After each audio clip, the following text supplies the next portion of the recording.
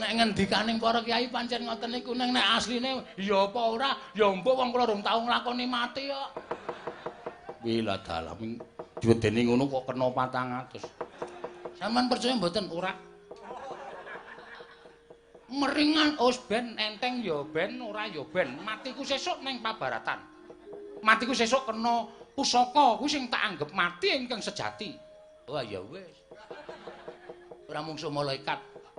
Lho, perkara kuwi gumantung marang panguwasaning Gusti sing jeneng wong mati iki mesti nyawane dipethuk dening malaikat. Ning patiku tak jaluk sesuk aku mati dadi satru sejati, mati ning pabaratan. Oh iya, apik kowe. Ya wis.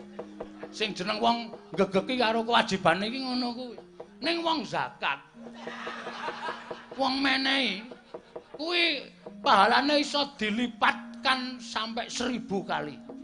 Niku tenan, uripe dadi enteng. Percaya mboten? Nek mung omongane Bagong aku ora percaya.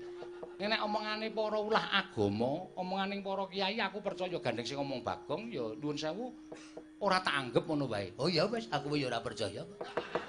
Karo omong aku dhewe wis ngesake nggih kula tak medal. Kaenggo ora bali meneh. Rekku tiba. Arep nyumet rokok kok gagah-gagah kok ora ono rek.